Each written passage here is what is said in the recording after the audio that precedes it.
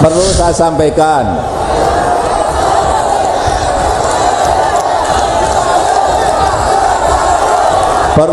sampaikan,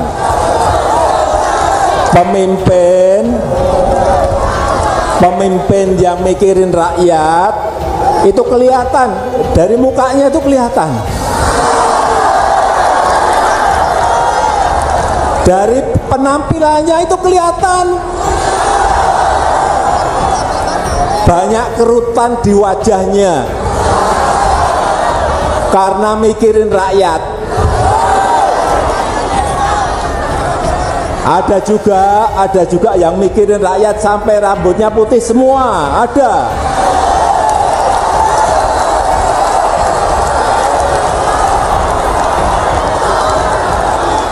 Ada itu.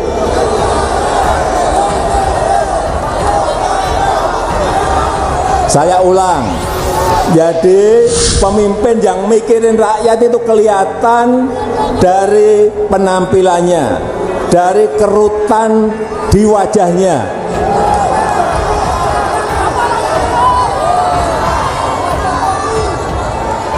Kalau wajahnya celing, bersih, tidak ada kerutan di wajahnya, hati-hati. Lihat juga, lihat rambutnya. Wah, kalau rambutnya putih semua, nah ini mikir rakyat ini.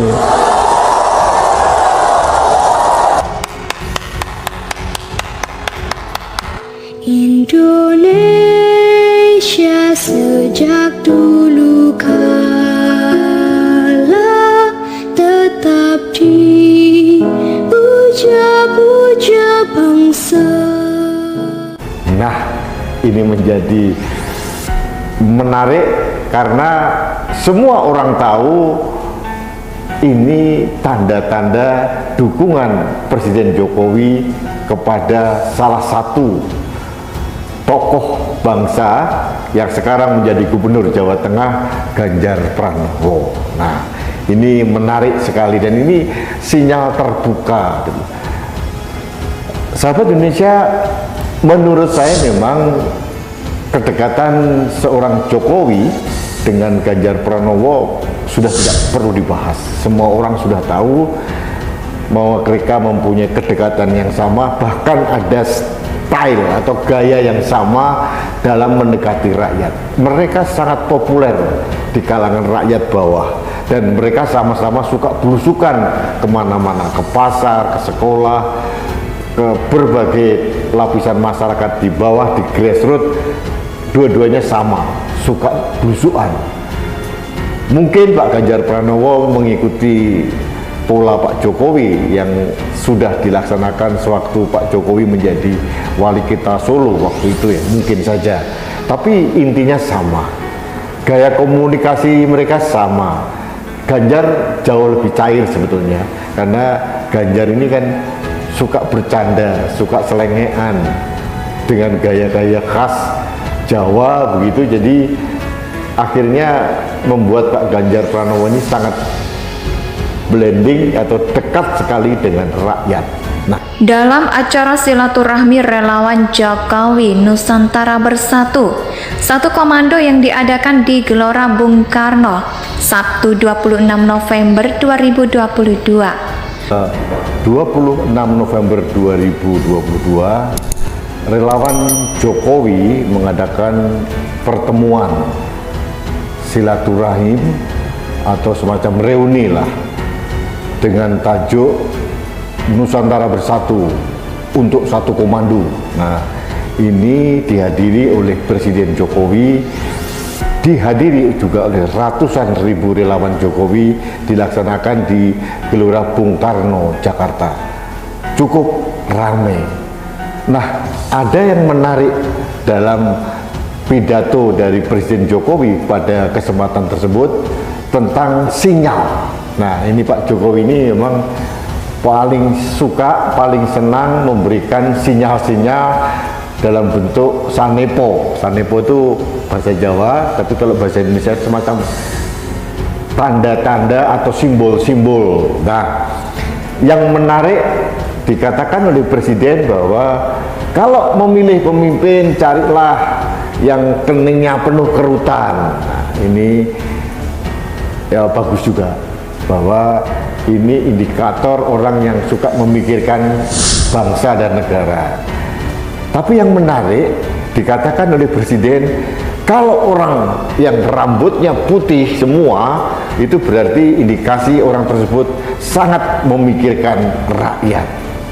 Presiden Jokowi mengirimkan sinyal yang sangat kuat untuk mendukung si rambut putih, Ganjar Pranowo, pada Pilpres 2024. Karena apa?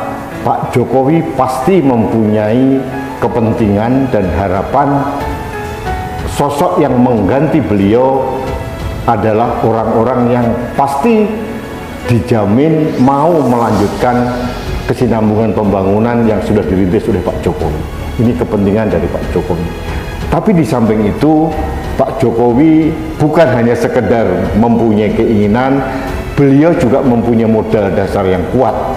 Modal dasarnya apa?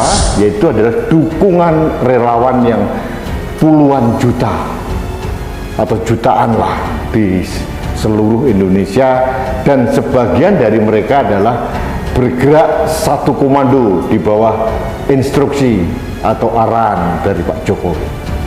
Ini bargaining position yang sangat kuat yang dimiliki oleh Presiden Jokowi, sehingga pada saatnya nanti Pak Jokowi bisa memberikan kontribusi peran kepada partai-partai untuk menunjuk calon presiden tahun 2024. Apakah ini pertanda bahwa Presiden Jokowi sudah terbuka mengirimkan sinyal bergaining kepada partai-partai nasionalis?